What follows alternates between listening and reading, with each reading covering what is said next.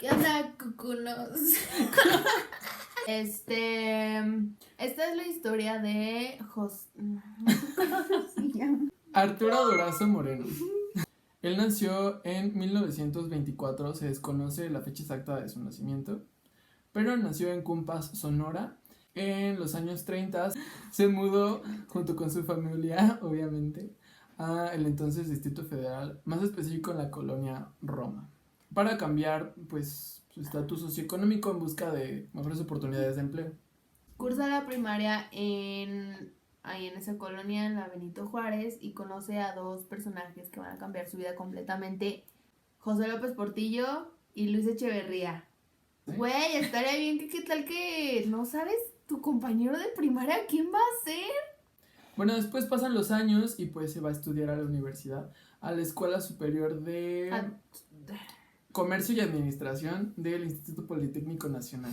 Después, a la edad de 20 años, es cuando comienza a trabajar en el Banco de México. Y a los 21 años es cuando hace su primer acto delictivo. Pues lo meten a la cárcel por robo, robo. pero sale bajo fianza. Todo bien. A los 24 años es cuando entra a la Academia de Policías para habilitarse como inspector de tránsito. O sea, cambia de carrera totalmente. Drásticamente. 360 grados. Después, 2 años después, asciende y se convierte en agente de la Dirección Federal de Seguridad. Años después ya, pero a los 34 años, asciende justo ahí también a la Dirección Federal de Seguridad, pero, o sea, de agente pasa a comandante. Y años después pasa a ser jefe de aduanas del aeropuerto. Para 1972 se dice que forma parte de las Brigadas Blancas, que era una organización anticonstitucional que se encargaba de buscar, secuestrar, matar izquierdistas, nada más por hacerlas de pedo. En 1975 es cuando se hace jefe de policía y se va por un tiempo a Chihuahua. Un baile. Y ahí es cuando ya, para ese entonces ya había generado bastante dinerito, unos 16 millones de pesos. Y como ya tenía tanto varo, dijo, pues creo que necesito una chocita para vivir, y pues se fue a la Jusco, ¿verdad? Y pues se hizo una mansión, pero mansión. Lo que se dice mansión. El chalet suizo tenía un chingo de mamadas. Y entre ellas estaba un estacionamiento gigante, un casino, una réplica exacta del Estudio 54, como el de Nueva York, y una alberca olímpica. Una alberca olímpica, o sea, topa el tamaño. Era una madresota. Para la construcción usó al ejército mexicano como albañil, literal, dijo. Se ahorró la mano de obra el güey. El mismo año inicia la campaña para la presidencia de otro de sus panas, José López Portillo. ¿Qué onda? Me voy de presidente. Apóyame. Y te nombro como jefe de seguridad. Porque me voy a dirigir a todo el país y pues necesito seguridad.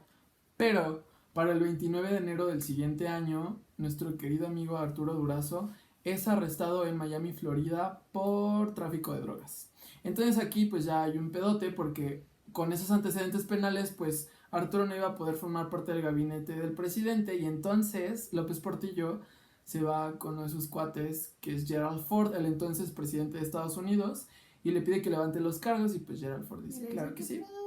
Va. Panas. Sin pedos.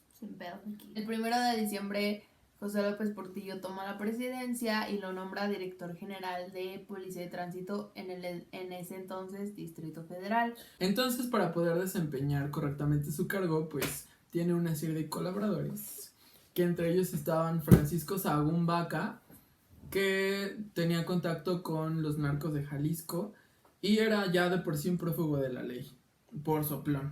Y ocupó el perdón presidencial para poder regresar al país. Comandaba la Dirección de Investigaciones para la Prevención de la Delincuencia, de IPD. También estaba Damián Molina, que era su secretario particular, que de por sí también tenía una sentencia por asesinato, pero pues no importaba. ¿Qué pedo? No, eso no nos importa. Su esposa también formó parte de ese grupo de colaboradores, Silvia Garza, en donde ejerció nepotismo. También fue prestanombre de muchos de sus... pues muchas de las tranzas que hizo.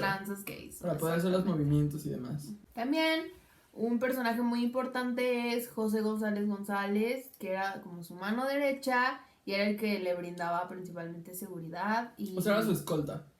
Y las necesidades que tenía. ¿Quieres coca? Ay, ahorita te traigo. Pero pues también era su amigo de la infancia, o sea, de toda la vida se conocían. Este güey no fue pendejo. Y se trajo a puros personas que de verdad sabía que le iban a hacer el paro y que podía confiar en ellos. También estuvo Salvador Martínez Rojas, un magistrado del Tribunal de Justicia. Cualquier acusación era la parte legal que él lo protegía. Y pues también estuvo involucrado su hijo Yoyo Durazo, que pues también formó parte del nepotismo que ejercieron ellos, sus papás. Pues él era un junior, era todo un junkie desenfrenado. Ajá. Después de apenas 4 meses de haber estado en el cargo, este cuate informó el cese de 500 policías que según cobraban el salario sin trabajar.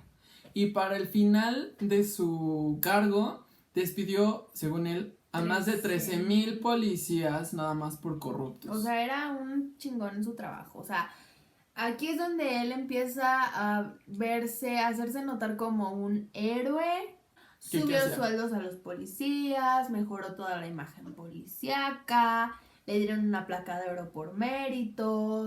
Fue nombrado padrino del año por sociedades de alumnos. La Asociación Nacional de Locutores le dio el premio El Micrófono de Oro. ¿Por? O sea, nada que ver, pero este güey te lo damos. Y, o sea, chécate nada más hasta dónde llegó que el mismo director de la milicia y transporte de Moscú lo nombró hombre y funcionario del año. Güey, de Rusia. ¿Qué tiene que hacer aquí? No nada, entiendo. Pero lo nombramos. Que porque era un brillante y prestigiado investigador mexicano. Les vamos a platicar un poco de un día común y corriente en la vida de Durazo. En la mañana, para transportarlo de su casa a su oficina, se iba en helicóptero desde Ajusco, en helicóptero, en la carretera México-Cuernavaca, al kilómetro 23.5, en donde dentro del helicóptero tenía 20 policías apuntando a los cerros. Por si alguien le quería disparar, si había algo turbio. Policías a pie, patrulleros. Aparte había 2 policías en cada puente peatonal que él pasaba. Había policías disfrazados que iban en taxis, enfrente y atrás del convoy que se formaba alrededor de su auto, para pues poder protegerlo. Atrás de su auto había 2 patrullas. Y había aparte otra de taxis con otros 4 policías disfrazados. Iban 4 motos. Todos los edificios cercanos estaban vigilados con policías apuntando, haciendo un total de 140 elementos. Y todo esto funcionaba por 3 horas, o sea, nada más para su traslado de su casita a su oficina. Y a veces tanteaba al enemigo, o sea, a veces parecía que iba en el auto, pero iba en el helicóptero o al revés. Y de noche... de noche. Obvio que se la pasaba bomba y frecuentaba todos los bordeles habidos y por haber en el distrito. O sea, él era conocido, ya se empezó a dar a conocer más y se conocía porque era muy mujeriego y tuvo varias pues relaciones con muchas vedettes conocidas. Mira, yo tuve la oportunidad de conocer a Arturo por unos amigos. Él me había visto en algunas portadas de revistas y eso, y tengo entendido que él tenía interés en conocerme. Buenísima onda, a mí me encantó. Yo estaba muy jovencita en ese tiempo, bueno, haber tenido ya como unos 18 años. Lo invité, llegó con sus guaruras, los dejó abajo y claro que le gustaba la fiesta, era alegre. En un debut en mi show me llenó la pista de flores. Y alguna vez me mandó algún jueguito por ahí de brillantitos, algo así, como más o menos. Y era súper popular y súper sociable. Iba a todas las fiestas de la farándula mexicana, con todos los actores, actrices, cantantes de la época. Y a todos les encantaba decir que su amigo era Arturo Durazo. Y a él le fascinaba igual andar ahí, haciéndole el cuento. Ahora, aquí viene la parte oscura. Hizo un montón de fraudes a nombre de la DGPT, del que era director. Cobraba la retención de los sueldos de todos los policías cesados. O sea, de los 13,000 policías que llegó a cesar, pues todos esos salarios los seguía cobrando. Se apropió de muchos materiales de obras públicas, en la construcción de obras públicas, materiales de construcción, armas, autos, equipo de contrabando, se lo quedaba a él. Y además pedía cuotas quincenales a todos los policías y pues ellos, a su vez, extorsionaban a toda la población capitalina para poder cumplir con estas. Le exigía literal a los policías que mínimo los corralones tuvieran 1,200 autos diarios. Pues para cobrar un buen de lana. Claro, y obviamente afectó la economía del pueblo. No, y aparte, todas las cuotas las pedía en dólares. Mamoncito. Nada de que tus cochinos pesos. O centenarios de oro. Era dólares o centenarios de oro. O si no, me emputo. Ignoraba tal situación. Pues ahora ya lo sabe. Tómenlos y cámbielos por dólares. Así el jefe no se enojará. También tuvo un papel muy importante en la parte de robo, de los asaltos dentro de la Ciudad de México. Su estrategia era, cierto grupo de asaltantes, yo le voy a dar permiso de que roben coches, carteristas, roben casas, no sé, en cierta colonia les voy a dar permiso. Después finjo al público y presento que hago redadas, que los capturo, y hasta hay videos en donde les dice de que qué vergüenza ser un ladrón. Sí. Mínimo nada más. Hay un video en donde dice literal, mínimo nada más roba, pero no le hubieras hecho daño a la familia. Asesino, ¿Ya no tienes hijos? Sí, ¿Te gustaría que los tuyos te les hicieran lo mismo? Una bola de mugrosos ustedes asaltantes, de veras que no tienen compasión. Lo hubieran robado, se hubieran largado, no todavía hacerle daño a la familia. Les presentaba frente a la tele que según los encarcelaba y pues que hacía justicia, cuando en realidad nada más encarcelaba a 2, 3 de los 20 y tantos que eran. Y pues así los iba dejando... En otros colonias los reubicaban. Nada más pues para darle a tole con el dedo a la población. Claro que sí. En la parte de narcotráfico, pues literal comandaba el tráfico de droga y entre jefes de brigada y demás personajes, era una red narcomenudista. Bueno, incluso se dice que en los pasillos de su corporación se ofrecía pericazos, muy casual. Ay, algo que me dio un chingo de asco. Y dentro de su oficina tenía cámaras de vigilancia que daban a los edificios de alrededor y en las calles para poder observar mujeres y poder llevárselas a su oficina para darles el visto bueno. Tenía un timbre especial en donde, pues, los policías le avisaban si iba llegando su esposa. Wey. Y pues ya él sacaba por una puertita secreta que tenía en su oficina a sus amiguitas. Y ya, todo ¿Y lindo, qué pedo, su esposa ni en cuenta. Te amo. Era amiguísimo de joyeros. Y siempre en sus fiestas, en el chalet suizo, les daba su bolsita de dulces al terminar y aquí está tu joyita, tu coquita, un gramito de coca, o la droga que quisiera, piedrita, lo que fuera. Durante los años 40 se edificó un hotel al que nombraron la Posada del Sol, que aún se encuentra el edificio en la colonia Doctores, en la calle Niños Héroes, en el número 139, por si quieren ir. Pero solamente funcionó durante 8 meses porque pues la construcción de por sí había quedado inconclusa desde que se abrió y esperaban obtener los recursos para terminar la obra, pero pues no funcionó y la cerraron. Queda como edificio abandonado por 30 años hasta que en los 70s es cuando él entra en escena y hace cosas turbias. Entonces, muchos de los vecinos aún afirman como él y otros policías encerraban ahí estudiantes, puros hombres de aproximadamente 17 años, que los torturaban, los violaban, bueno, les hacían de todo. Hay una señora en particular que vivía atrás, justo donde da el patio trasero del edificio. Ella vive ahí y dice que le tocó escuchar muchas veces cómo gritaban los adolescentes, pedían auxilio, gritaban ayuda, socorro. Sí, ajá. Y, o sea, dice incluso que hasta se llegó a ver como símbolos masónicos, satánicos. Y es por eso decían que también se realizaban pues ritos satánicos. Una de las señoras cuenta que una noche vio cómo sacaban a algunos de estos chicos pero que llevaban como unas máscaras tipo pasamontañas, pero con un pico, me imagino yo como los del Ku Klux Klan, algo así. Igual también vieron, pues, no sé cuántas veces, cómo los torturaban metiéndole agujas en los dedos y cómo eran desnudados ahí en el edificio. Y pues también los ejecutaban algunos ahí. Ajá. Bueno, para finales de los 70s, pues este señor tenía todavía más dinero del que ya había juntado. Y pues entonces dijo, ¿por qué no? Me voy a hacer otra casita.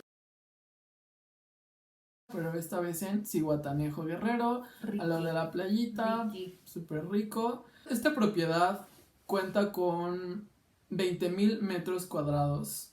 Con piezas romanas auténticas, como estatuas de dioses griegos, Pinturas. Zeus, pinturas, la réplica del castillo de Chapultepec como entrada, unos 10 metros nada más. Tardó 6 años en construirla. Y se gastó más de 700 millones de pesos. Igual que en el chalet suizo, utilizó policías para la mano de obra. Y uno de los fuertes rumores que se dice era que ahí, después de todas las fiestas, la peda que hacía, capturaba a uno que otro de los invitados y los llevaba con su tigre de Su mascota mascotita.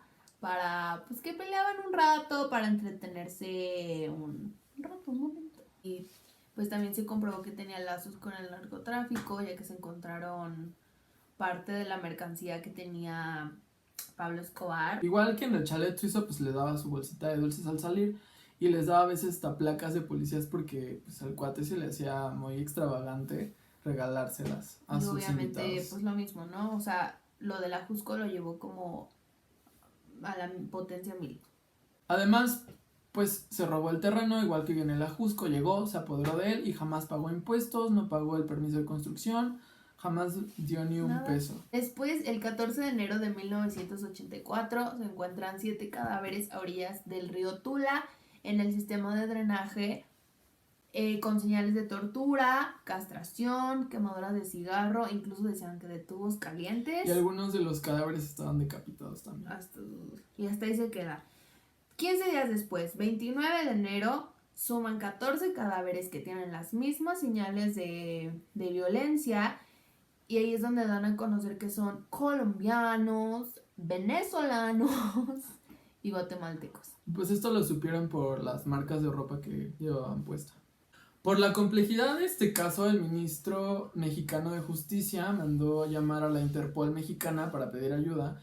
Y pues entonces Durazo pide que se realice la investigación por muy buena gente. Y tan buena gente era que le ofrece dinero para cubrir los gastos funerarios a madres de las víctimas. Y hasta ahí se queda el caso, no se investiga más, pero más adelante veremos qué pasa. Su poder llegó a tal que este cuate pensó que si no era López Portillo, la población lo iba a colocar en la presidencia. Entonces, pues le pide consejo a sus colaboradores y estos le dicen que se tiene que llenar de títulos y de insignias para que la población lo acepte, pues claro, o le ponga en la presidencia. Exigimos. Y fue así como el 4 de febrero de ese año le otorgan el título de doctor honoris causa por parte del Tribunal Supremo de Justicia de la Nación. Pero el sexenio, como todo termina, todo llega a su fin. A finales del sexenio, la deuda pública sube de 20,000 a 96,000 pesos y suben las tasas de interés, devalúan el peso. De 26 a 100 pesos por dólar. De 26 Era a 100 muchísimo. pesos por dólar. O sea, ahorita todo se viene abajo, todo el teatro se está viniendo abajo. Aún a pesar de que decían que el petróleo iba a ser nuestra salvación, pues no les funcionó. No funciona. Hay muchos escándalos por la corrupción, pues por todo lo que se hizo. Y la gente se da cuenta que la presidencia pues, de López Portillo sirvió para nada. Entonces, finales del sexenio, empieza la campaña para la presidencia de Miguel de la Madrid, haciéndose llamar Renovación Moral, en donde ataca obviamente al gobierno actual en el que viven. Y utilizan a Durazo para exponerlo como ejemplo de la corrupción y pues para decir que todo va a mejorar. Porque ahí empiezan a investigarlo, empiezan a sacar sus trapitos al sol. Entonces el ambiente se pone hostil, Durazo dice mejor me voy, destruye documentos de la policía y tránsito, mi esposa que me transfiera dinero de México a otro país y yo huyo. O sea, ahí ya es buscado. Después, en 1984 es cuando reabren este caso del río Tula en Hidalgo y se arma la siguiente teoría, que era que Durazo y Sahagún controlaban a estos centroamericanos para el robo, nada más que alguien la caga. Tráfico igual de droga. Ajá, pero alguien la caga y entonces los torturan, pero se les pasa la mano y pues matan a algunos y para que no hubiera soplones y no dijeran que ellos estaban involucrados, pues los terminan matando a todos. Meses después, ay, me estoy llorando, banda. Está muy fuerte este pedo. Meses después expulsan a Silvia, a su esposa Silvia y a su hija de Canadá y tienen que moverse a Los Ángeles. Ahí es donde siguen con la búsqueda de Durazo. Y lo buscan en todos lados. Sí, están en todos los países. Estados Unidos, África, Canadá, Brasil, Europa, Francia, todo. Pero el 30 de junio de ese mismo año lo capturan en Puerto Rico y no le dan la libertad bajo fianza. Piden la extradición, pero Estados Unidos dice, Nel, porque ahí me van a meter mano sucia, entonces yo lo mantengo en secreto y me lo quedo yo. En abril de 1986 logran extraditar a Durazo hacia México en el reclusorio Oriente, en donde se prepara el juicio en Los Ángeles por acusaciones de robo de dinero Y posesión de armas, aparte de que amenazaban con meter a Silvia, su esposa, dentro de todo lo que hizo, igual también de drogas, quién sé cuántas madres también. 3 años después, por 1989, sigue la bronca del juicio contra Durazo.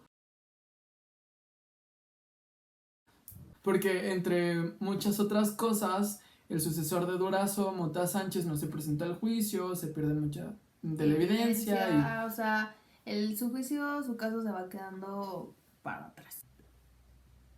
Pierde el juicio y le dan 12 años de cárcel y una multa de 111,960 millones de pesos. Después de 8 años de estar en el reclusorio norte, pues lo dejan salir con libertad condicional y una fianza de 3 millones de pesos. Pero pues para ese entonces ya se encontraba muy frágil de salud. Y el 1 de junio de ese mismo año le dan la libertad oficial y se va a rehabilitar o a descansar, yo qué sé, en Acapulco. Y finalmente el 6 de agosto del 2000 muere por un ataque cardíaco a la edad de 74 años. Si les gustó, denle like, suscríbanse, compartan, denle click en la campanita porque YouTube no te avisa cuando salgan los videos. Déjame en tus comentarios si te gustó, si te cagó, dislike, lo que sea, tu reacción natural. Díganos, y si ¿qué opinan? ¿Qué piensan? Si tienen una historia o algún personaje del que quieran que hablemos. También por ahí les dejamos el correo para que nos avisen, nos digan, o tips, o alguna sugerencia, algo. Pues estamos empezando, es el primer video, tampoco saben. Pero recibimos los comentarios y las...